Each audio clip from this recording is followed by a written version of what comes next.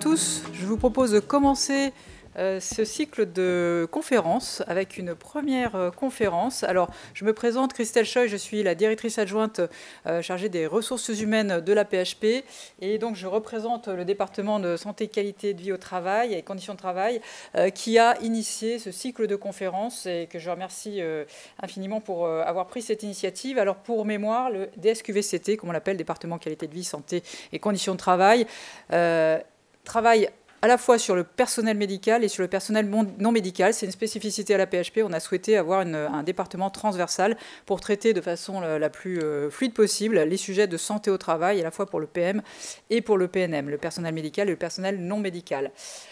Donc on entame effectivement un cycle de conférences intitulé « Les mardis de la santé et de la qualité de vie au travail » avec une ambition forte de la PHP de sensibiliser l'ensemble, le plus grand nombre de professionnels et en particulier de professionnels de santé. On rappelle qu'à la PHP, on a 100 000 professionnels de santé, donc on est une grosse structure de soins et très préoccupée par ces sujets de santé au travail et de bien-être.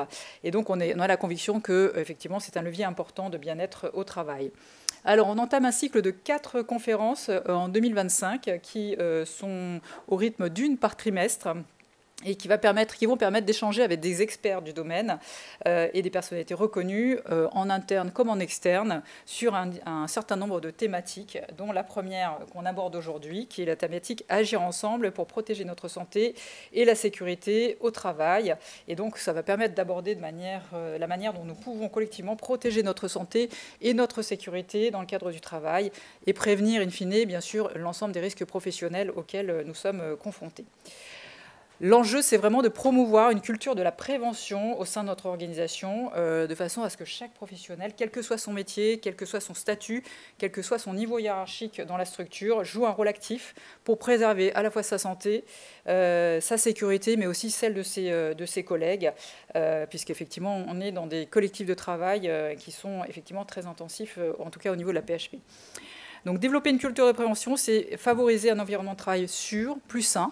Et pour nous en parler de façon plus spécifique, nous avons l'honneur d'accueillir aujourd'hui Madame Béatrice Prudhomme, qui est directrice prévention, santé, sécurité au sein du groupe EDF, et qui va nous parler de son engagement dans la santé et la sécurité au travail, puisqu'on a compris qu'un certain nombre d'actions étaient menées au niveau du groupe EDF pour développer cette culture interne de la prévention, avec une notion que vous développerez dans votre exposé de vigilance partagée qui nous a particulièrement intéressés et qui permet d'impliquer chaque professionnel dans la prise en charge de sa propre santé, mais également la santé et la sécurité de ses propres collègues également. Alors, effectivement, on va vous laisser développer votre expérience et ça permettra d'échanger éventuellement avec les personnes qui assistent à cette réunion en salle. Merci beaucoup et à distance également. Je vous passe la parole sans plus attendre. Merci beaucoup pour cette présentation. Alors, je suis ravie d'être une experte. On va voir ce que vous en pensez. Donc, je vais effectivement vous parler de prévention des risques dans le groupe EDF. Donc, on a une direction prévention, santé, sécurité groupe qui est dédiée à ces sujets-là, qui est rattachée à la DRH du groupe. Et on intervient sur les 180 000 collaborateurs de l'entité. Je vais vous parler de la prévention pour tous.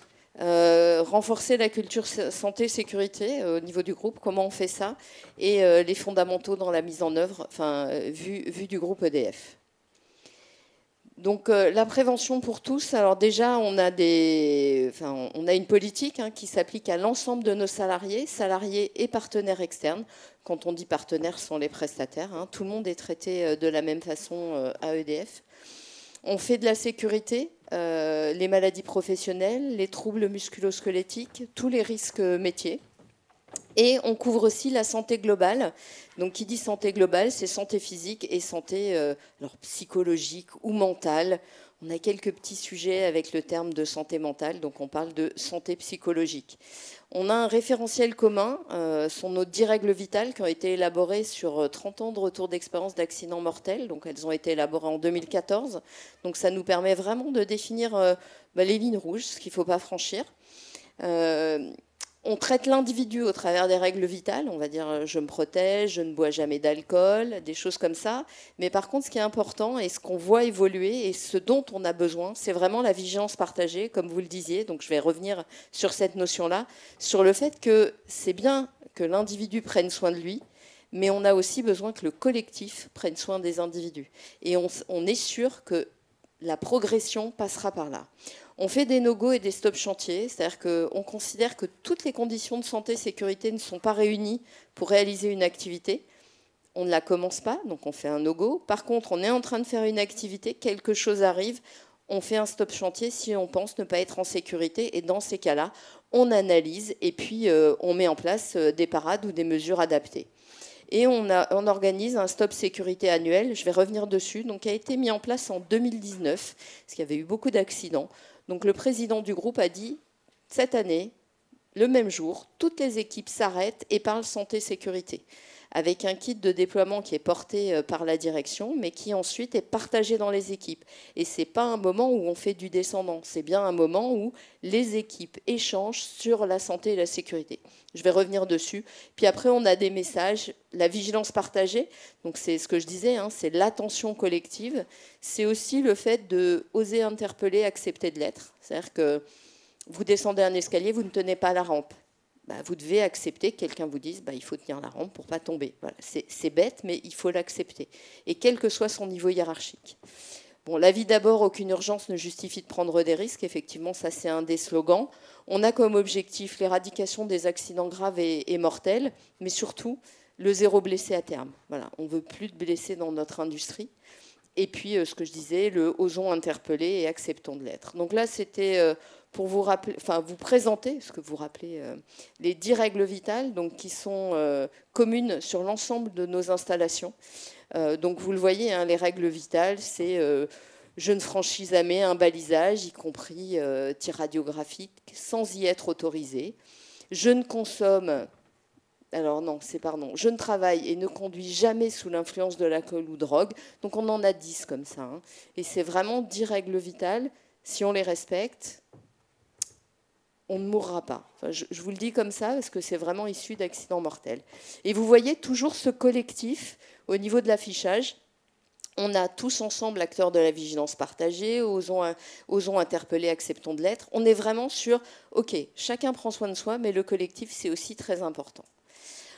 On a fait une campagne de communication très différente sur nos règles vitales, parce qu'avant, on avait des trucs très classiques, avec des gens en tenue, voilà, avec une petite phrase. Et c'est vrai que là, on a changé. On a mis ce personnage qui s'appelle Davy. Parce que vous verrez, il faut sauver des vies. Voilà, ça peut faire réagir, mais au moins lui, il peut lui arriver n'importe quoi. C'est-à-dire qu'il est waterproof, on peut changer ses poumons. Donc globalement, il illustre. Alors là, vous en avez que 4 de règles vitales, mais globalement, on a les 10 affiches comme ça, et toujours avec une affiche collective pour renforcer le fait que oui, il y a la règle vitale, mais le collectif est très important. Voilà. Je pense qu'on posera les questions à la fin s'il y en a, hein, c'est ça? Tout à fait, parfait. Donc le stop sécurité dont je vous parlais dans le groupe, donc tous les ans, donc cette année ce sera le 16 octobre, mais c'est toujours en octobre, on a une journée où on s'arrête et où finalement toutes les équipes vont parler santé-sécurité sur des problématiques qui les touchent plus ou moins. Surtout plus que moins. Donc on voit le massage cardiaque par exemple, on voit les parcours avec des lunettes qui font comme si on avait pris de la drogue, de l'alcool ou si on était fatigué aussi. Et puis derrière, l'idée, c'est vraiment d'échanger avec le management sur ce sujet-là. Donc en 2025, le thème, ce sera la culture juste. Parce que si on veut que les événements remontent, que les informations remontent, il faut qu'on sache traiter, mais de manière juste, un événement qui a pu se produire. C'est-à-dire que si quelqu'un ne respecte pas une procédure, est-ce qu'il va vous le dire si derrière il est sanctionné ? Par contre, si quelqu'un ne respecte pas une procédure, que vous faites l'analyse et que l'analyse conduit à montrer que l'organisation ne lui permettait pas de respecter la procédure, finalement, est-ce qu'il faut blâmer la personne ou est-ce qu'il faut modifier l'organisation ? L'idée, c'est d'aller modifier l'organisation et dans ces cas-là, les personnes vont exprimer ce qui s'est passé et on ne sera plus dans finalement, je ne vais pas dire un silence organisationnel, mais voilà, les événements vont remonter et on a besoin que ça remonte pour pouvoir les traiter et les analyser.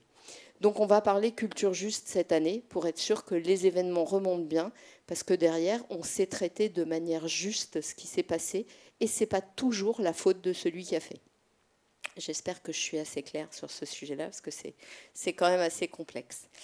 En 2023, sur la prévention, donc pour échanger, on avait fait 4 petites vidéos sur des événements qui s'étaient passés lorsqu'on appelle des événements à haut potentiel de gravité, c'est-à-dire qu'il ne s'était pas passé grand-chose, mais ça aurait pu être catastrophique. Et on avait fait des petites vidéos qui permettaient de dire, on a la capacité de dire stop, de dire par exemple à un collègue qu'il est fatigué, qu'il fait nuit, que rentrer à vélo alors qu'il y a plein de voitures, c'est pas forcément ce qu'il y a de plus judicieux. Ou finalement on intervient, le deuxième c'était deux salariés qui intervenaient alors, dans un hôpital, hein, je ne l'ai pas fait exprès. Et puis il y avait un problème au niveau d'un ascenseur, à un moment le salarié recule. Et l'ascenseur, il n'y a pas la cage d'escalier, donc il tombe à l'intérieur. Après, là, c'est sur une machine où le convoyeur ne marche pas bien, le salarié va essayer de le dépanner et puis il va se faire entraîner. Et le dernier, c'est celui qu'on va vous présenter derrière, c'est sur les risques psychosociaux, parce que c'est une thématique qu'on aborde aussi. Donc pour vous montrer un petit peu le type de vidéo qu'on peut développer pour permettre justement d'échanger avec le manager et les salariés. Donc je vais me permettre de vous mettre la petite vidéo.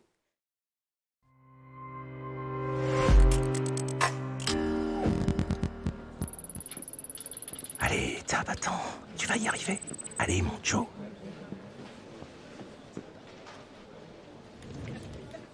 Ça va, Joseph? Oui, oui, nickel. Cool. En tout cas, si tu as besoin de parler ou d'un coup de main, je suis là. Oui, oui. Si seulement. Il a l'air vraiment crevé. Et j'ai pas la sensation que ça s'arrange. Lors de son dernier point avec le chef, il lui a dit que tout allait bien. Mais la semaine dernière, il a fait une crise de panique. Il vient même plus avec nous à la cantine. Oh, il faudrait que je remonte l'info, mais il va m'en vouloir. Non, pas encore. Pas encore. Pas encore. Salut Joseph, prêt pour le grand lancement ce matin? Et pour le rapport de fin de semaine aussi, n'est-ce pas? C'est trop tôt pour être de retour. Je peux pas. J'y arrive pas. Mais qu'est-ce que j'ai dit? Il y a un problème avec le rapport? Joseph, ça va pas? Respire. T'inquiète, on est là.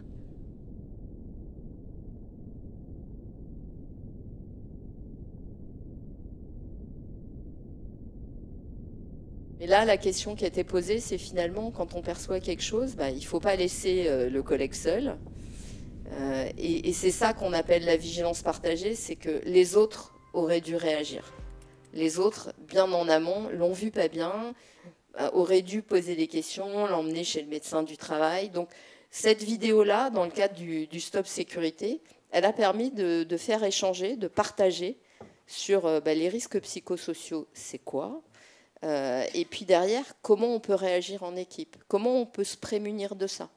Des réunions en Teams où vous coupez les caméras, quelqu'un qui ne va pas bien, vous ne le voyez pas. Et pourtant, aujourd'hui, on en fait de plus en plus. Donc voilà un petit peu le... évidemment, maintenant, ça part. Donc ça, c'était 2023.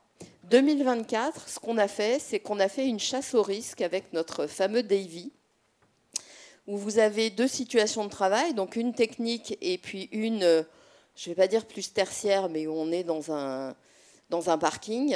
Et finalement, là, l'idée, c'était de dire, chaque équipe, donc constituée en collectif, on peut même le faire en Teams, ces choses-là, finalement, où sont les choses à ne pas faire?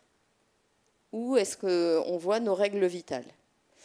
Donc là, on la voit d'un peu plus près. Donc, on voit, par exemple, le personnage à vélo qui n'a pas de casque, le personnage sur le toit qui n'est pas attaché, le personnage qui regarde son téléphone alors qu'il y a une voiture qui recule, donc il ne tient pas les distances de sécurité, celui qui travaille sur la lumière qui est allumée. Et puis derrière, l'idée, c'était de partager avec l'équipe et puis d'aller cocher là où il y avait erreur. Et comme la thématique, c'était les règles vitales et la vigilance partagée, globalement, qu'est-ce qu'on fait pour travailler en sécurité? Donc, vous arriviez après sur ce visuel-là. Donc, l'idée, à chaque fois, dans nos démarches, c'est de partager en équipe. Ce n'est pas l'individu seul qui va faire de la prévention. On est vraiment sur cet aspect collectif qui peut rattraper l'individu. Donc voilà, je vous les ai montrés. Donc à chaque fois, on illustrait, on expliquait la règle vitale qui n'était pas respectée.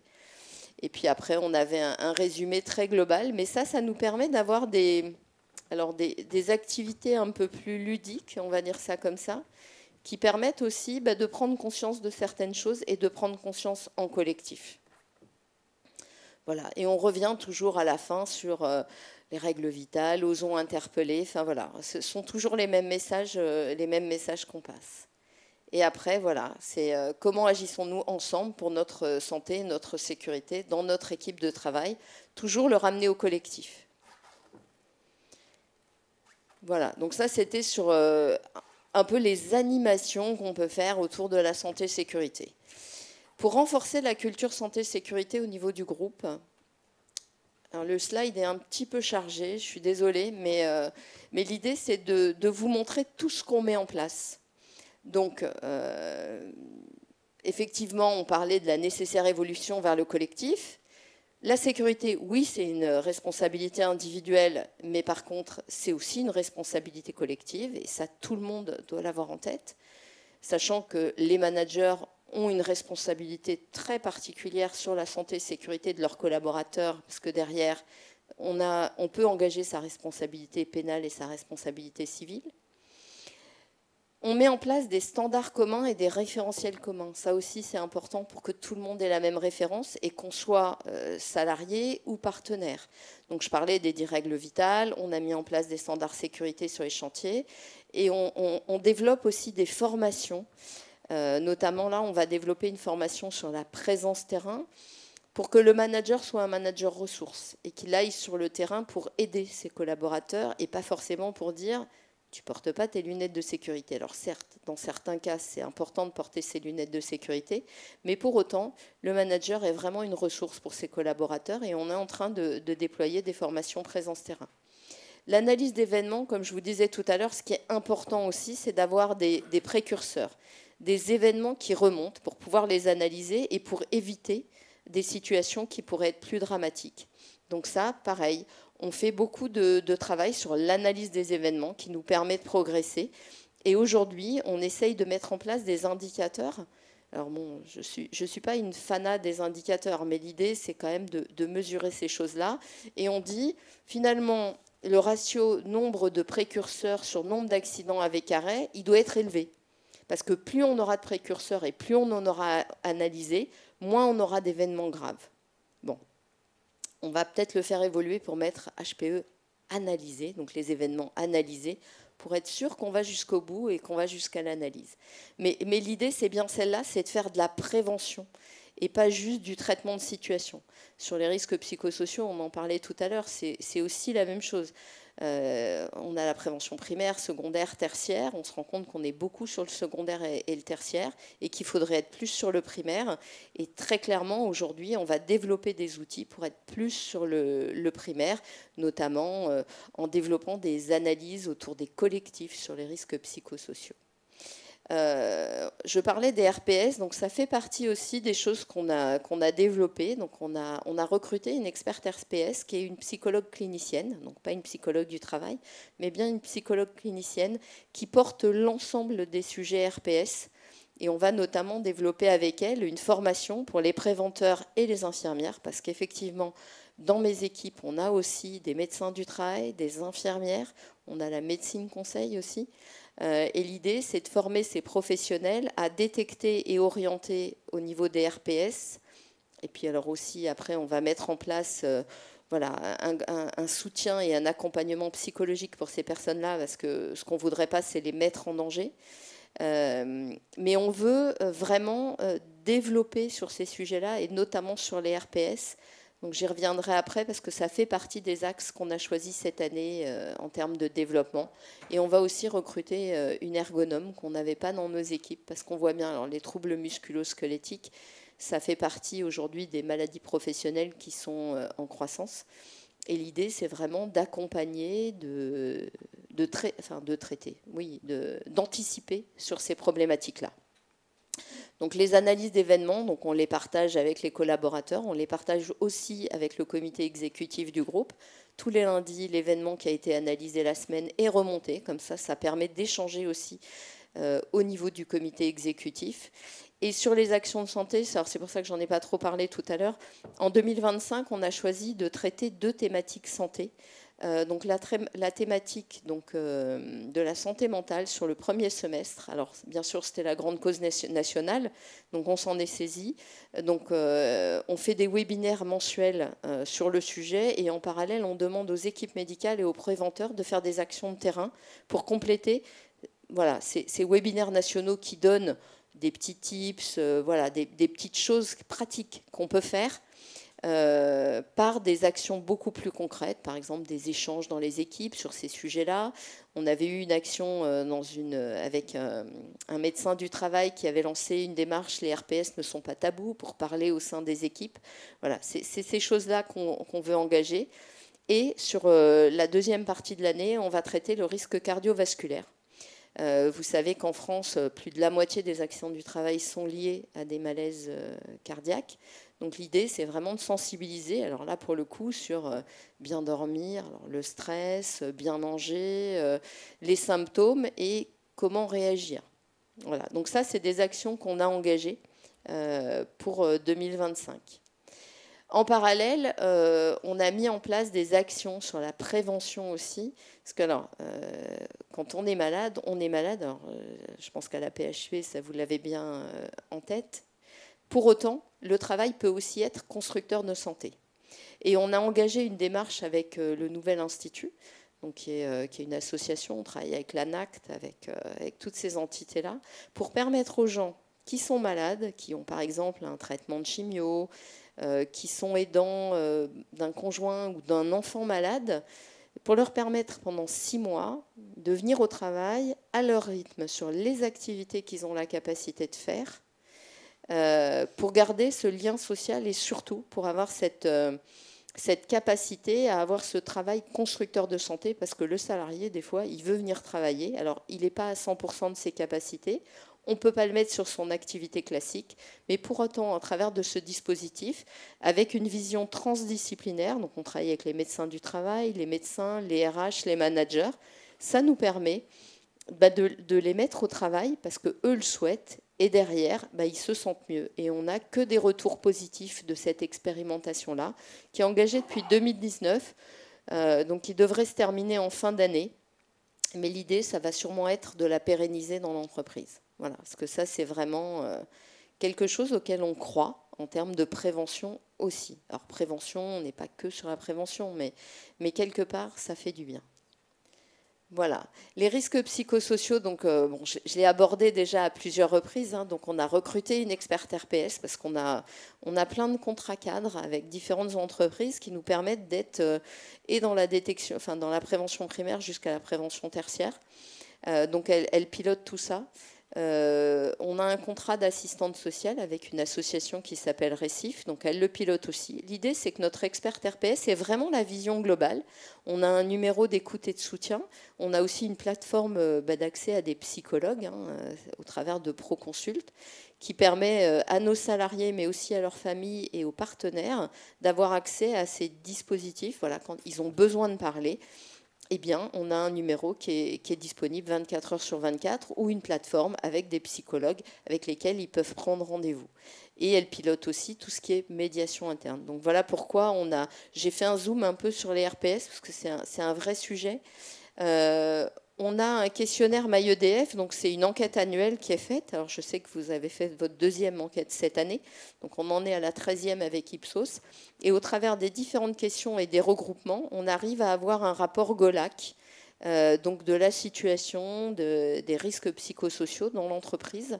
Et ça, c'est très très riche pour derrière faire des plans d'action et voir si tout va bien ou s'il y a des actions engagées.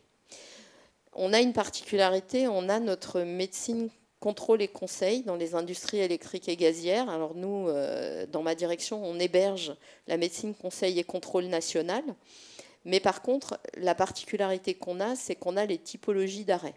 C'est-à-dire qu'on sait pourquoi, alors pas nominativement, Mais je sais vous dire que bah oui, la première cause d'arrêt, c'est les TMS, que les RPS représentent 5% des salariés arrêtés, mais 44% des jours d'arrêt. Ben voilà, c'est des choses qui nous permettent aussi d'engager des actions, parce qu'on sait dans quelle direction on a ces typologies-là. On ne descend pas au niveau de l'unité, enfin de l'équipe de travail, on est vraiment au niveau des directions, mais ça nous permet vraiment d'avoir une vision globale de ce qui peut se faire. Bon, puis après, je vous ai parlé des webinaires, et puis je vous ai montré ce qu'on avait fait en 2023 sur le sujet. Les fondamentaux dans la mise en œuvre, alors c'est vrai qu'on a fait un plan de communication cette année, où on travaille et sur la politique et la filière santé-sécurité, et sur la santé pour tous les salariés. C'est-à-dire qu'on a une politique, on veut professionnaliser notre filière, et on veut aussi, sur la santé, toucher l'ensemble des salariés. Donc, voilà, on va organiser des webinaires, donc c'est le vendredi de 13h à 14h, le deuxième vendredi du mois sur la politique, et le quatrième vendredi du mois sur la santé. L'idée, c'est vraiment de pouvoir toucher un maximum de salariés et de donner des outils à nos salariés. Donc là, vous voyez les thématiques qui ont été portées. Donc en haut, sur la politique. Donc vous voyez, sur la politique, on a l'importance du collectif et on a fait intervenir le général Gontier, qui est le général qui a éteint Notre-Dame de Paris. Donc l'idée, c'était de voir comment un individu ne va pas mettre en péril un collectif. Donc on est toujours sur la même notion de collectif, vigilance partagée. On a fait un deuxième webinaire sur les risques psychosociaux qui sont intégrés à la politique. Ensuite, on a parlé des règles vitales. Le prochain à venir, c'est les no-go et les stop chantiers. On va parler des addictions. Enfin, globalement, on parle de toutes les thématiques pour professionnaliser la filière. Et sur la santé mentale, voilà, on est parti de la charge mentale. On a fait un webinaire sur se libérer du stress au travail. Le dernier, c'était sur l'hyperconnexion. Et le prochain, c'est sur optimiser sa concentration. Sur ces webinaires-là, j'ai entre 400 et 600 personnes qui se connectent en direct, plus tous les replays, parce que j'ai plein de sollicitations. Donc on voit que c'est un sujet, parce que comme on l'a vu sur tout ce qui est charge mentale, c'est pas que lié au travail. C'est un ensemble de plein de choses qui fait qu'effectivement, la santé mentale peut être perturbée. Alors on le sait, aujourd'hui on sait très bien qu'au niveau des ados, il y a pas mal de sujets qui sont notamment liés au fait que les ados ont du mal à se parler en face à face. Ils se parlent via le téléphone, des fois même quand ils sont à côté. Vous les voyez comme ça, parler. Bon, c'est assez rigolo, mais quelque part, ça les coupe de quelque chose. Et derrière, ça peut avoir des conséquences aussi sur les familles. Donc voilà, la charge mentale a permis de prendre conscience que ce n'était pas juste le travail, mais voilà, c'est un ensemble de choses. Et par exemple, sur l'hyperconnexion, alors c'est très drôle de faire un webinaire sur l'hyperconnexion, mais quelque part, bon, c'est un psychologue qui l'animait, il a dit les notifications dans Teams, il faut les couper. Parce que, alors bon, je ne sais pas si vous êtes comme nous, mais on a Teams, on a les SMS, on a du WhatsApp, enfin on a plein de canaux. À un moment, on ne sait plus d'où ça vient. Et sur Teams, dès lors que vous avez plein d'équipes dans lesquelles vous êtes, ça sonne tout le temps. Et moi, ça fait plus d'1 an où j'ai coupé toutes les notifications et je m'en porte très très bien. Mais les gens le savent. Je leur dis, vous avez quelque chose d'urgent, c'est un SMS ou un coup de fil. Mais pas Teams, parce que Teams, j'y vais quand j'y pense. Et voilà, le psychologue, il a donné quelques petits éléments comme ça, et je pense que les gens ont été assez satisfaits. Voilà, et puis, alors là, c'était sur le risque cardiovasculaire, pardon. Sur le risque cardiovasculaire, c'est ce que je disais, on va passer de c'est quoi le risque cardiovasculaire, on va finir par les douleurs, les symptômes, c'est quoi, comment on les détecte, et puis surtout, comment on garde la forme au bureau. Voilà, ça c'est la non-sédentarité, c'est important, l'alimentation, et puis le sommeil aussi, qui est quelque chose d'important. Alors le stress intervient aussi, mais comme le stress, on l'a traité avec la santé mentale. Et vous voyez le stop sécurité qui apparaît le 16 octobre, qui sera donc le point d'orgue, où on va tous parler, pour le coup, de la culture juste. Donc les fondamentaux dans la mise en œuvre, alors bien évidemment sur la prévention santé-sécurité, il faut que ça passe par le plus haut niveau de l'entreprise et il faut qu'il y ait un engagement à ce niveau-là. Alors à EDF, la politique est signée par les membres du comité exécutif. C'est vraiment un message fort qui est passé. Mais ça, c'est vraiment je pense, une des choses primordiales pour avoir un engagement de l'ensemble de la ligne managériale. La présence terrain aussi, c'est quelque chose de fondamental. On voit par exemple que, en visite terrain, il faut parler aux gens, il faut s'intéresser à eux. Donc quelque part, la santé-sécurité, ça va passer par là aussi. Donc ça, c'est quelque chose qu'on veut renforcer, d'où la formation qu'on met en place. On développe pas mal de formations, alors notamment des e-learning, la formation présence terrain, pour accompagner toutes ces démarches-là. Et comme je le disais, on fait les webinaires, mais aussi on a des communications mensuelles au travers d'une newsletter qui nous permet de donner de l'information à l'ensemble des salariés. Et la politique prévention santé-sécurité, ou globalement la prévention santé-sécurité, l'eau chaude, c'est EDF, mais on pourrait imaginer que c'est la PHP. Et puis on va infuser partout. L'idée, c'est vraiment de diffuser partout, par tous les canaux, sur la prévention santé-sécurité. Alors, je pense que j'ai fait très court au niveau de l'exposé. J'avais plein de slides, j'ai été très vite, mais je ne sais pas si vous avez des questions. Alors déjà, il y a une question...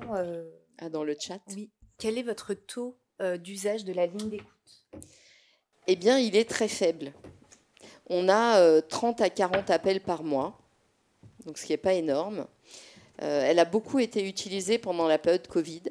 Mais c'est vrai que depuis, alors on a recommuniqué en début d'année sur le sujet, donc ça a réaugmenté, mais je pense que c'est comme tout.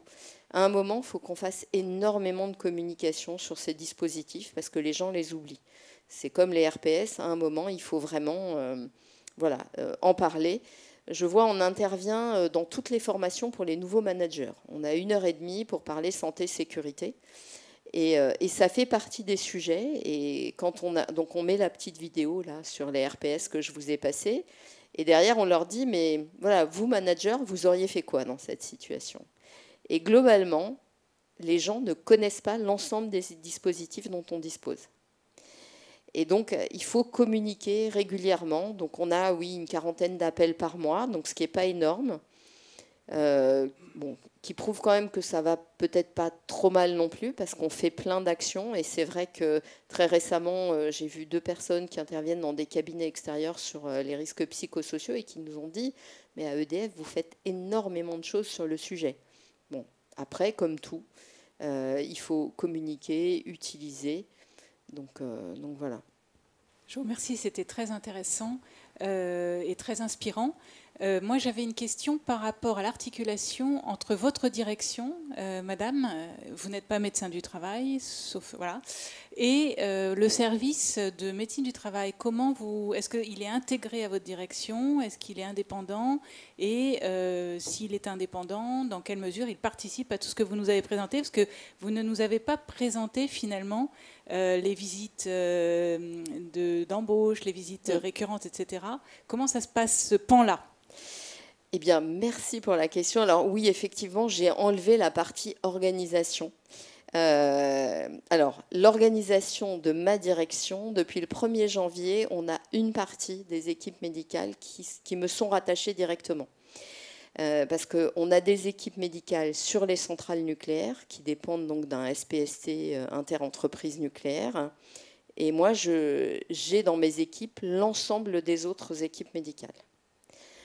Donc, ils me sont rattachés. On travaille avec l'ensemble des médecins, notamment avec les médecins délégués, parce qu'on a des médecins délégués par SPST. Ça commence à devenir compliqué, là, un peu. Hein. Mais voilà, on a des médecins délégués. C'est vrai qu'on les anime. On travaille avec eux sur différents sujets. L'idée, c'est vraiment... Alors, j'ai dans mes équipes aussi ce que vous appelleriez le médecin coordonnateur. Je pense dans une grande entreprise où, voilà, nous, on l'appelle le délégué santé, qui est en charge de l'animation de toutes ces équipes-là. Donc, qui fait des audios régulières pour échanger avec les équipes médicales, faire du partage de pratiques. Donc oui, je ne vous ai pas parlé des visites, mais c'est vrai on travaille de manière très étroite avec les médecins du travail et typiquement sur mes webinaires, alors mes webinaires, je ne devrais pas dire ça, sur les webinaires santé, j'ai demandé des volontaires en tant que médecin du travail pour m'accompagner. Parce que typiquement, comme vous le dites, je ne suis pas médecin, moi je suis ingénieur de formation. Donc j'ai 2 médecins du travail qui sont portés volontaires, une sur la santé mentale et une sur les risques cardiovasculaires. Et je travaille avec elles les supports, les questions, les messages importants à passer pour être sûr que voilà, les sociétés qui nous portent les webinaires passent les bons messages au niveau de l'entreprise. Et donc, on travaille de manière très étroite avec les médecins du travail, oui, effectivement, et les équipes médicales au sens large. Et comme je vous le disais, c'est vrai que sur la santé, ce qu'on a souhaité, c'est nous porter des messages au niveau national, donc coordonnés à chaque fois avec des médecins du travail, mais en demandant aux équipes médicales de travailler avec les préventeurs en transdisciplinarité, parce qu'à un moment, il faut que tout le monde travaille avec tout le monde, parce que sinon, on a des petits soucis, sur des actions beaucoup plus concrètes. Alors j'ai aussi la médecine conseil nationale dans mes équipes, mais qui est quand même assez décorrélée. Avec la médecine conseil, on va plutôt parler du dispositif Rescue, de maintien dans l'emploi, voilà, de désinsertion professionnelle. C'est plutôt ces sujets-là qui sont travaillés par la médecine conseil. Alors je ne sais pas si j'ai répondu à la question, mais c'est vrai qu'on essaye de travailler de manière très étroite avec les équipes médicales. Oui, merci, vous m'avez répondu amplement. J'avais juste une question sur les effectifs. Combien de médecins du travail, combien d'infirmières de santé au travail? Et j'ai une dernière question ensuite sur la délégation aux infirmières. Est-ce qu'elle est importante, organisée et comment? Alors, si vous lisez le dernier rapport de la DRED, alors de la DGT, parce qu'on remonte maintenant des indicateurs à la DGT sur les fonctionnements des SPST, qui soient autonomes ou interentreprises. Donc nous, on a des SPST autonomes. Sur la délégation, je pense qu'en SPST interentreprises, on doit être à 40% de délégation aux infirmières. Je pense que nous, on est à 20% aujourd'hui. On a un petit sujet autour de la délégation, parce qu'il faut effectivement qu'elle augmente, parce que derrière, on va attendre d'autres choses des équipes médicales. On a aussi la problématique des médecins du travail et des infirmières. On en a de moins en moins quand même. Donc à un moment, cette délégation est importante. Donc ça, c'est un sujet qui est travaillé sur la délégation. Alors au niveau des chiffres, on doit avoir, si je ne me trompe pas, 160 médecins du travail. Alors pour le coup, on n'est pas sur 180 000 salariés, hein, on est sur 60 000 salariés. Parce qu'on va plutôt regarder en France et on va regarder les gens qui sont au statut des industries électriques et gazières. Et il faut compter entre une à 2 infirmières par médecin. Et encore, ça dépend du secteur. Des fois, il y en a parfois un petit peu plus. Mais là, le chiffre des infirmières, je ne l'ai pas en tête. Sachant que sur nos services, sur les équipes qui me sont rattachées, un médecin du travail va avoir un périmètre de entre 1500 et 2500 salariés à suivre. Alors effectivement, si on regarde avec l'interentreprise, on est entre 4500 et 8000. Hein, c'est pas du tout la même chose. Sachant qu'effectivement, on a d'autres risques à apporter, le risque lié à la radioprotection, on a des soins aussi, enfin voilà, il y a pas mal de choses. Mais c'est vrai qu'on est sur des ratios un petit peu différents de ce qu'on peut trouver en interentreprise, si c'était ça le sens de la question. Voilà. Alors sachant qu'effectivement, les médecins du travail sont aussi présents en CSE, dans les IRP. Enfin, voilà, ils ont aussi un rôle à jouer sur ces entités-là. Ils ont aussi à faire de la présence, hein, puis de l'observation en milieu de travail. Alors, de mémoire, ça s'appelle des AMT. Alors, je ne sais pas si tout le monde emploie le même terme. C'est pour ça que je reste très prudente.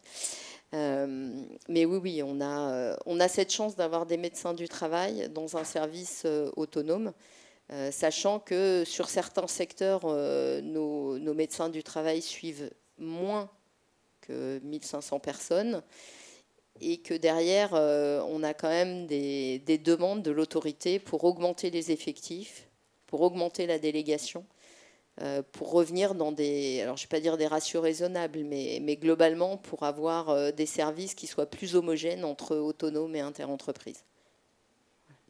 Merci pour la présentation de l'ensemble de ces dispositifs et cette démarche qui a quelques années maintenant. Donc en fait, vous avez suffisamment de recul peut-être pour nous dire comment ont évolué justement les accidents de travail. Est-ce que le niveau de gravité a baissé? Est-ce que finalement la politique que vous avez mise en place par rapport aux risques qui sont les vôtres a porté ses fruits ou pas?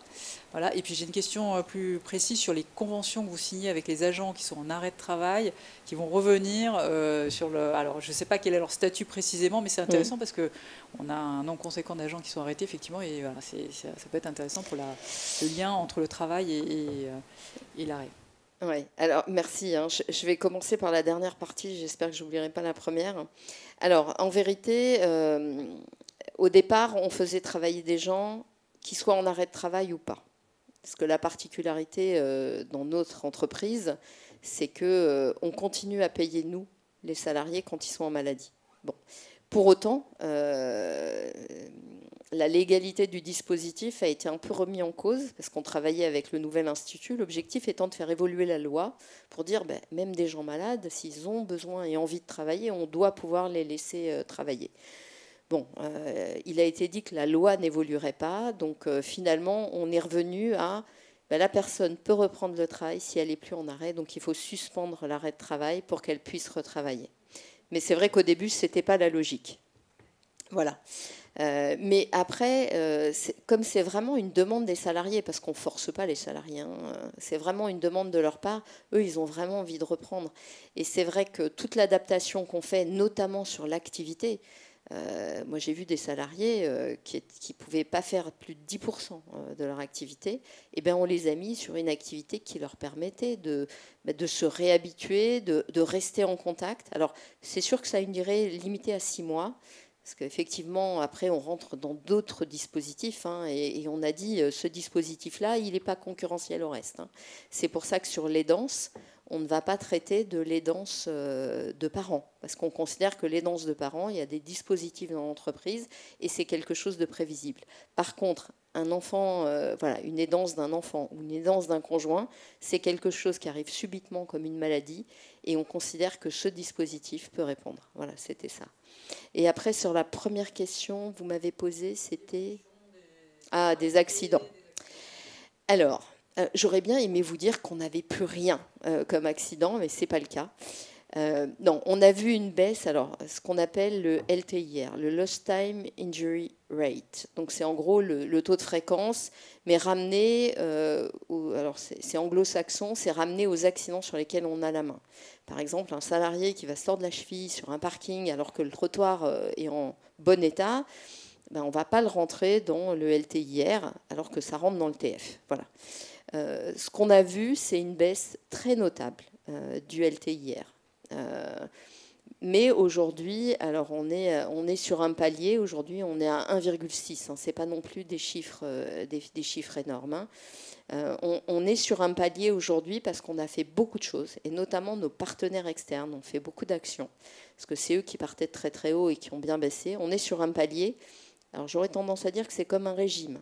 C'est-à-dire qu'on perd, on a le palier, mais après il faut continuer à perdre. Bon, donc aujourd'hui, on est sur ce palier-là, mais on est déjà à un chiffre raisonnable. Le LTIR, par exemple, une des meilleures entreprises, une des meilleures industries, c'est Total, et ils doivent être à 0,5 de LTIR. Donc on n'en est pas non plus très très loin, mais par contre, il faut continuer à progresser.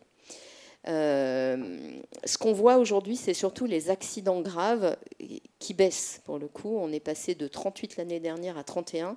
Donc un accident grave, c'est un accident où la personne va avoir plus de 60 jours d'arrêt et où il y avait une règle vitale pas respectée. Et là, on voit que ça baisse. Donc on se dit, c'est sûrement le précurseur du reste. Donc maintenant, le reste, il faut que ça continue à baisser. Mais on sent bien que le collectif va nous aider, parce que le collectif, il est protecteur de l'individu. Et il doit être là pour rattraper des choses que l'individu n'aura pas vues. Donc voilà, donc sur les taux, on est plutôt bon, voilà, mais on peut être meilleur. Et surtout, comme vous l'avez vu, on vise le 0 blessé. Et ça, on n'est pas encore à ce niveau-là. Mais ce qu'on veut, c'est éradiquer les accidents graves et mortels, surtout. Donc on a encore des accidents sur chantier. Je le disais, le risque cardiovasculaire, globalement, c'est plus de 50% des accidents du travail. Et EDF est exactement dans ces ratios-là. Donc c'est vrai qu'il y a les accidents sur chantier, donc ceux-là, on veut vraiment les éradiquer, mais les autres aussi, donc toutes les actions qu'on fait sur le risque cardiovasculaire. C'est une question de DRH. Comment vous avez embarqué vos représentants du personnel dans la démarche? Dans la démarche de prévention. Alors, c'est sûr que... Comment dire ça? Alors, je préside aussi la C2SCT centrale, donc ce qui aide. Donc effectivement, sur, par exemple, le maintien raisonnable dans l'emploi, on leur a présenté la démarche en C2SCT pour dire, bon, bah, voilà ce qu'on met en place, en expliquant le pourquoi. Sur toutes les démarches de prévention, alors... on en parle régulièrement dans les IRP.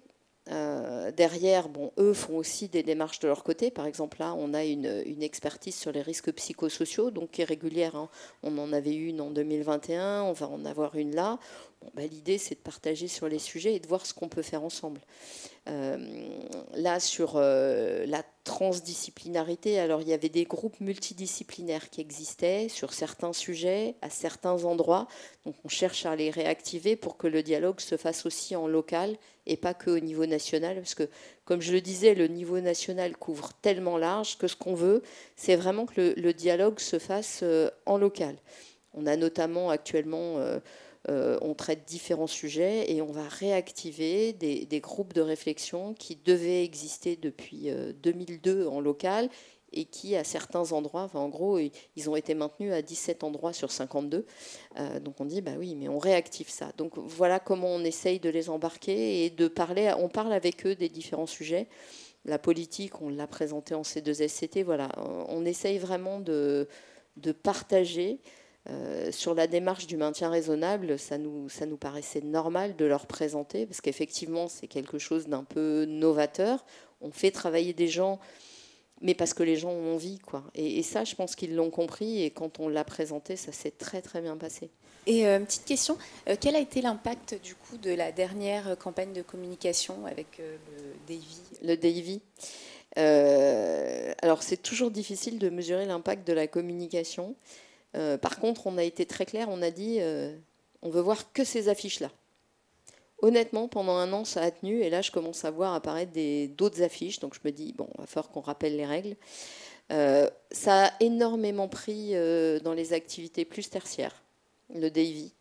Ils s'y sont retrouvés, c'était, voilà, je ne vais pas dire plus simple, mais... Voilà, les activités techniques m'ont dit c'est trop simple vos sujets, donc il faut vraiment qu'on arrive à trouver quelque chose, mais encore avec le Davy, parce que moi je suis convaincue que c'est, alors pas par la rigolade, hein, mais c'est des sujets hyper importants, mais il faut changer le scope avec lequel on le regarde. Et c'est vrai que et les dessins animés, alors celui que je vous ai montré, il n'est pas forcément très gai, mais les autres non plus, mais globalement, quand je suis arrivée en disant bon, on va faire des dessins animés, ils m'ont tous regardé en disant non, pas sur la santé et sécurité. Ben, j'ai dit si, parce que voilà, on change le regard. Et derrière, ça va peut-être plus intéresser, interpeller. Et je pense que les affiches avec le Davy ont interpellé aussi, parce qu'on voit quand même des bonshommes dans des situations très particulières. Donc aujourd'hui, les règles vitales, et puis surtout ce qui nous change la donne, c'est qu'on dit ce sont les 10 mêmes règles vitales partout. Et ça, vous n'en dérogez pas. Et ça, quand je disais tout à l'heure que c'est le top management qui porte le message, là c'est le COMEX qui a dit on veut voir les mêmes affiches partout. Donc quelque part, le message passe, et puis derrière, tout le monde a les 10 règles vitales et va les appliquer, quoi. Enfin, donc voilà, je pense que c'est intéressant de changer le regard qu'on peut avoir. Moi, j'ai travaillé sur un terminal méthanier, donc une construction, donc sur un chantier à Dunkerque. À un moment, pour que ça parle à tout le monde, on avait mis des affiches ultra trash, avec du sang, avec du machin, mais ça parlait à tous les travailleurs. Donc voilà, il faut, je pense, savoir s'adapter à un moment et puis savoir changer pour interpeller. Donc on accepte d'être interpellé, mais on interpelle aussi. Voilà. Est-ce que du coup vous en faites un outil pour intégrer les jeunes professionnels, enfin ou les professionnels qui vous rejoignent? Est-ce que c'est intégré dans votre processus d'intégration justement des nouveaux professionnels? Alors, on a un système de onboarding aujourd'hui où on leur communique énormément de documentation, énormément de choses quand ils arrivent. Et typiquement, on a fait un e-learning sur la politique, alors qui dure 45 minutes, qui est encore plus décalé que les affiches que vous avez vues, parce qu'on est sur des séries télé, sur des jeux télé où on va évoquer à chaque fois une thématique. Et on rend ce e-learning obligatoire pour que tout le monde connaisse la politique. Parce que sinon, les gens qui rentraient ne connaissaient pas la politique. Après, on avait une problématique dans les formations managers. On n'intervenait pas. Alors que depuis 2011, on aurait dû intervenir. Donc là, depuis cette année, on intervient, c'est ce que je vous disais, pendant 1h30, parce qu'on veut vraiment et l'incarner et diffuser à tous les niveaux. Donc on commence par les nouveaux entrants. Donc après, il y a plein de formations à la santé, à la sécurité dans les différentes équipes par rapport à leurs activités. Mais c'est vrai que nous, on rend le e-learning obligatoire et puis après, on va distiller au fur et à mesure. Là, sur la présence terrain, c'est quelque chose qu'on porte parce qu'on considère que la santé-sécurité, alors c'est beaucoup plus facile de parler présence terrain en parlant santé-sécurité que d'autres sujets. Pour autant, on embarque avec nous tout ce qui est excellence opérationnelle, voilà, comment on enlève les cailloux dans les chaussures. On a un projet qui s'appelle Ambition 2035, un projet d'entreprise, mais qui est vraiment à travailler sur le collectif, à simplifier, à mettre la décision au bon niveau. Voilà, c'est des choses qu'on intègre complètement, qu'on essaye d'intégrer sur toute la chaîne. Alors, je ne dis pas que c'est facile, je ne dis pas qu'il n'y a pas des mailles au travers desquelles on passe, mais typiquement, le onboarding, on l'a intégré l'été dernier. Parce que je me suis rendu compte qu'il n'y avait rien sur la santé-sécurité dans le onboarding, alors qu'on trouvait plein de choses. Donc j'ai dit, on va leur mettre quelques documents en plus. Donc on a mis la politique, on a mis les règles vitales, plus le e-learning. Bon, après, il ne faut pas en mettre trop, parce que je pense qu'après, ils ne regardent plus. Mais bon, voilà, on essaye vraiment d'acculturer tout le monde, alors, ce qui n'est pas évident, parce qu'on est un groupe où il y a beaucoup de recrutement, ça bouge beaucoup. Mais l'idée, c'est vraiment de toucher tout le monde. Oui, non, je ne sais pas si ma question est adaptée. Bon, c'est extrêmement intéressant. En plus, vous parcourez tous les domaines. Moi, j'avais une question à vous poser. Malgré le travail excellent que vous faites, est-ce que vous vous octroyez la possibilité d'avoir un regard totalement extérieur, ce qu'on appelle un audit externe ? Parce qu'on se rend bien compte que parfois on a mis des choses en place, par exemple, pourquoi il faut porter le casque, à quel moment il faut le porter, etc. Et il y a des petites choses qui nous échappent parfois. Et quelqu'un qui vient de l'extérieur, qui fait cet audit, il va repérer cette anomalie. Est-ce que vous avez ce type d'audit ou interne ou externe, ou les deux ? Parce que bon, j'imagine que vous avez des inspections, ça c'est autre chose, c'est les parties techniques. Mais vraiment l'audit, c'est-à-dire de voir... C'est ce que vous mettez en place. Vous êtes tellement dedans que parfois un regard extérieur peut être extrêmement enrichissant. Non, c'est une très bonne question. Alors, on a une direction de l'audit interne à EDF. Donc, c'est 50 salariés qui font des audits sur tout le groupe. Alors, j'ai la chance d'y être passée pendant 3 ans dans ma carrière. Et effectivement, ce sont des gens qui ne sont pas du domaine et qui viennent regarder le référentiel et l'application du référentiel. Cette année, on a eu un audit. Alors, comme c'est santé-sécurité que ça touche le groupe, il a duré ce qu'on appelle des vagues. Donc, on les a eues pendant 5 mois sur l'ensemble des activités. Et derrière, ils vous font un rapport avec des recommandations. Typiquement, une des recommandations qu'on a eues, c'est quel contrôle de niveau 2 vous faites au niveau de la direction pour vous assurer que tout ce que vous mettez en place est bien décliné. Et c'est vrai que... on avait des rapports de contrôle interne qui remontaient des entités. On voyait bien qu'on n'était pas toujours en phase avec ce qui remontait, mais pour autant, on ne le factualisait pas. Donc là, la décision qu'on a prise, c'est... on avait des revues de pairs. Donc les revues de pairs, en gros, vous prenez 3 ou 4 préventeurs du groupe, et puis vous allez voir une direction, et puis vous analysez un problème qu'elle avait. Donc c'était ça à la base. Là, ce qu'on a dit, c'est qu'on va faire des revues de pairs tous les 3 ans dans l'ensemble des entités du groupe, donc du niveau comité exécutif, pour s'assurer que les référentiels sont bien déclinés et qu'il y a surtout du contrôle qui est fait en dessous. Donc en gros, on a mis en place un contrôle de niveau 2 suite au passage de la direction de l'audit qui nous a dit là-dessus, vous êtes un petit peu fragile. Voilà, donc oui, on a des audits externes. Après, on est pas mal maillé avec beaucoup d'entités. Par exemple, le MAS. Donc, le MAS, c'est comme l'ISO. C'est une association qui permet de certifier des partenaires, des prestataires sur un système de management de la sécurité. Alors, ils travaillent surtout sur les TPE, PME, mais on est très proche d'eux et on est dans les conseils d'administration parce que ça nous paraît important pour développer une culture santé-sécurité aussi chez nos partenaires. Typiquement, quand j'étais sur le terminal méthanier de Dunkerque, on demandait à ce que tous les intervenants soient masés ou en cours de mase. Parce qu'à un moment, on disait, voilà, faut qu'il y ait cette dynamique qui soit engagée. Donc voilà, en travaillant aussi avec des gens proches des référentiels, ça permet aussi d'avoir des fois des regards externes sur ce que vous faites. Donc oui, on le fait, oui, on l'accepte. Alors les audits, c'est jamais plaisant, mais pour autant, on attire des choses. Là, typiquement, on attirait notamment le contrôle de niveau 2, mais pas que. On avait une organisation qui a été mise en place depuis les années 2000 sur le risque radioprotection, qui est surtout porté par la partie nucléaire chez nous.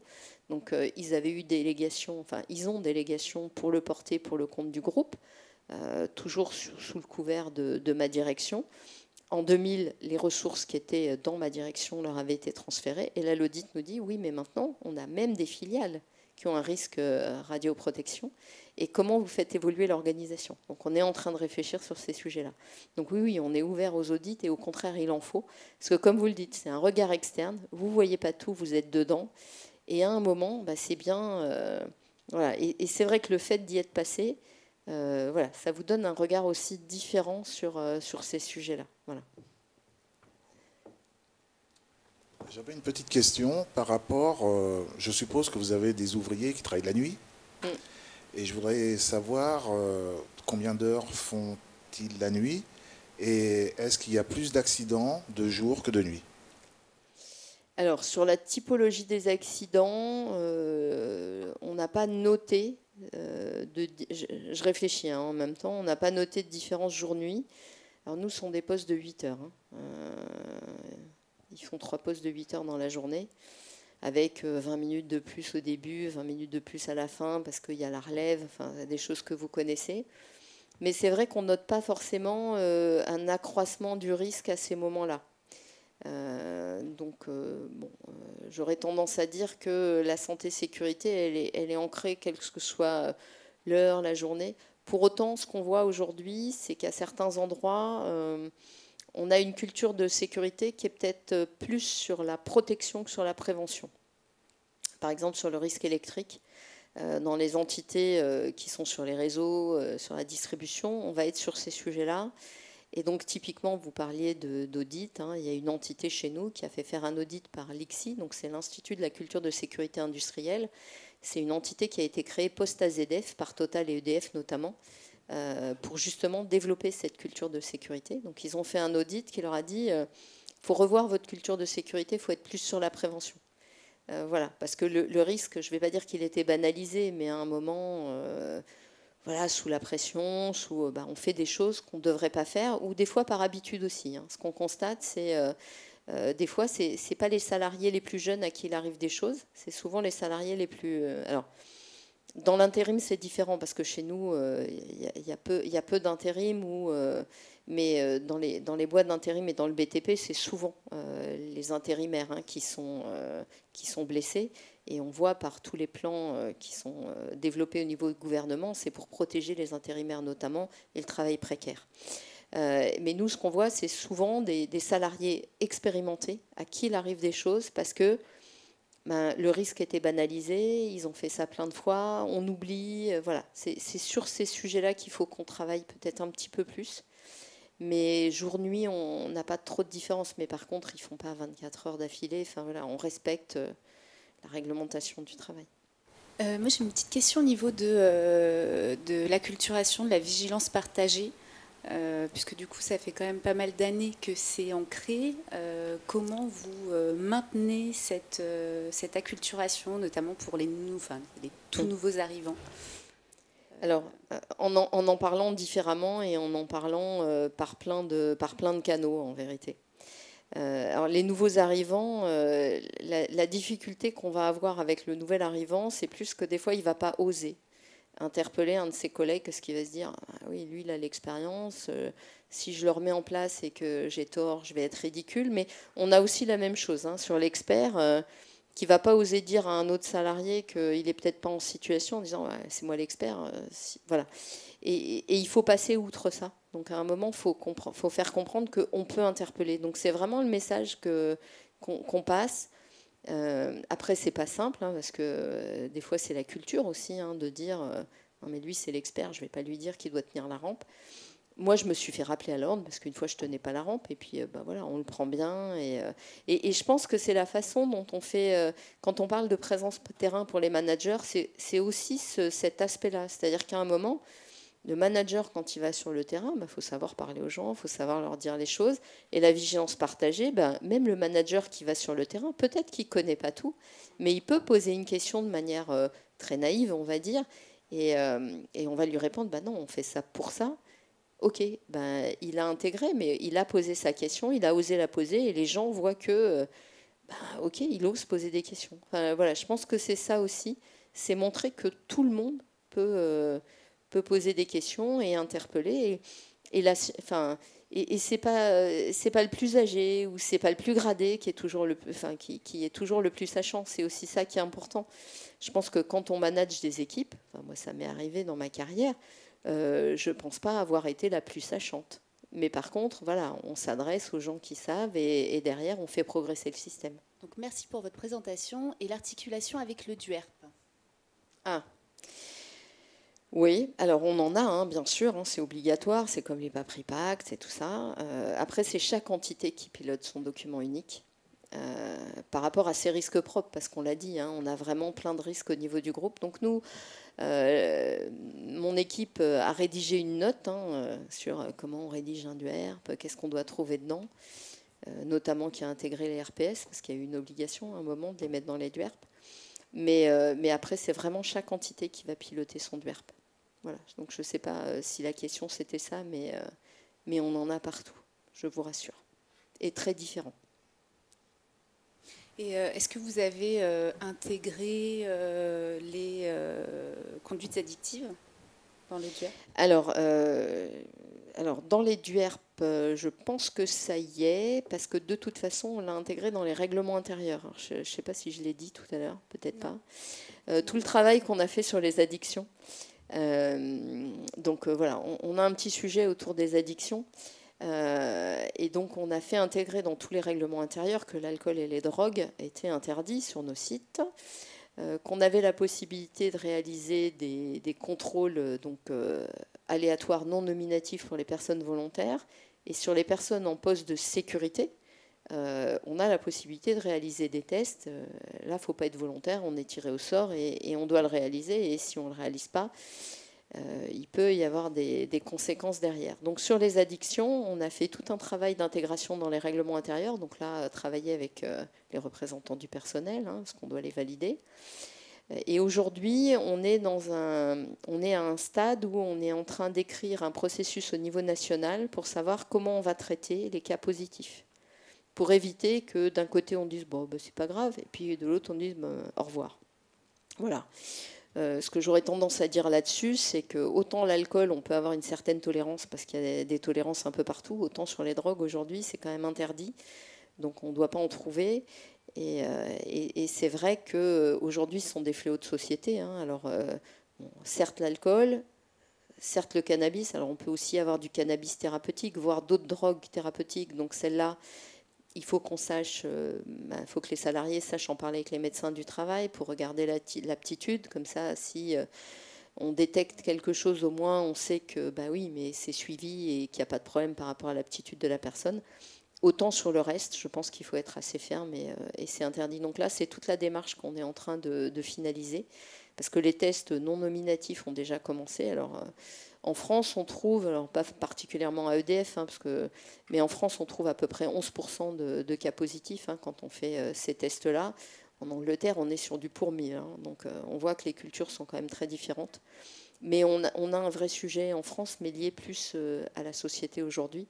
Et il faut avoir en tête qu'on n'est plus sur alcool et cannabis, on est vraiment sur des drogues dures type cocaïne, héroïne. Enfin bon, C'est pas à vous que je vais le dire, parce que je pense que vous le savez encore mieux que moi. Mais parce que c'est devenu tellement facile à acheter et tellement pas cher que voilà. Alors, une autre question, l'usage important des portables. Problème de vigilance ou baisse de vigilance? Oui, alors on a un sujet autour des téléphones portables. Nous, on le voit plus comme une interruption de l'activité. C'est-à-dire qu'aujourd'hui, les gens ont tous leur portable dans la poche, même si on dit on ne l'utilise pas au travail. Alors, j'ai connu une époque où c'était interdit dans les bâtiments industriels, parce qu'on ne savait pas ce qui pouvait se passer. S'il y avait voilà, une alarme qui sonnait, il ne faut pas que tout le monde puisse téléphoner pour aller raconter plein de choses. Alors, je pense que c'est encore interdit chez nous dans certains locaux industriels. Pour autant, les gens les ont souvent sur eux. Et quand ça sonne, quand ça vibre, ils ont tendance à arrêter ce qu'ils font pour regarder. Et ça, nous, ce qui nous perturbe le plus sont ces interruptions de travail. Parce que finalement, on perd la vigilance et on n'est plus à ce qu'on fait. Donc ça, c'est un vrai sujet qu'on n'a pas encore totalement traité. Alors quand on parle d'addiction, c'est aussi addiction aux écrans, parce qu'il y a drogue, alcool, mais pas que. Il y a les écrans, il y a le travail aussi, il y a le sexe, voilà, il y a plein d'addictions. Et c'est vrai que celui-là, c'est un des sujets auxquels il va falloir qu'on s'attelle, parce qu'aujourd'hui, alors le problème, c'est que ça permet de solliciter les gens, voilà, quand on a besoin d'eux, mais d'un autre côté, ça les perturbe. Donc il faut qu'on arrive à trouver le juste milieu. Alors effectivement, dans certains locaux industriels où c'est interdit, on met en place d'autres dispositifs pour pouvoir contacter les personnes. Mais c'est vrai que d'une manière générale, vous regardez au bureau, les gens ont tous leur téléphone portable dans la poche et on voit bien qu'ils ne sont pas forcément à ce qu'ils font.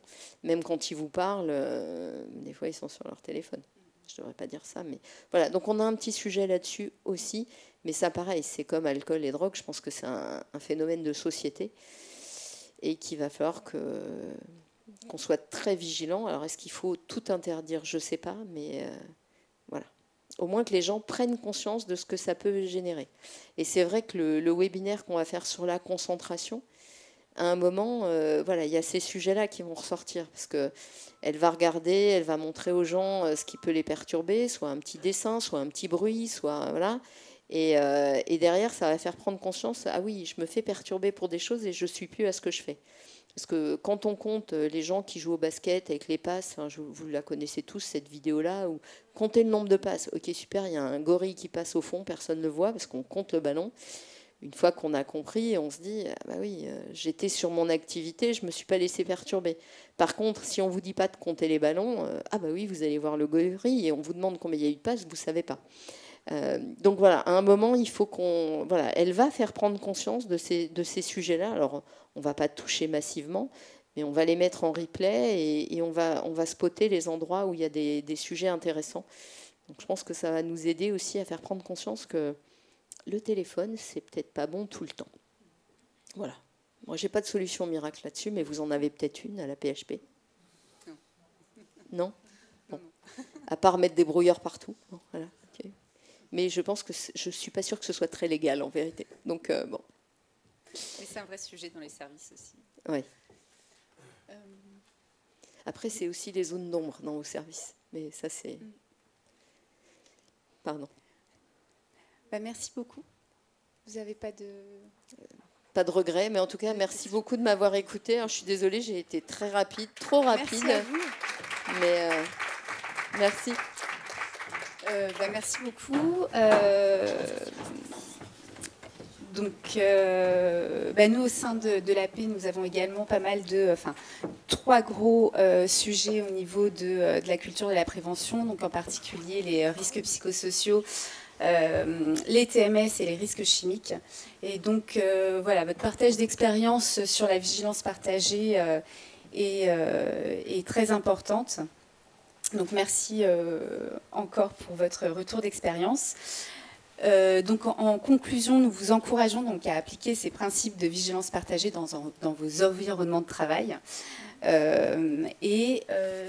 on va vous passer également, voilà. Donc les prochaines conférences, donc la prochaine sera le 24 juin.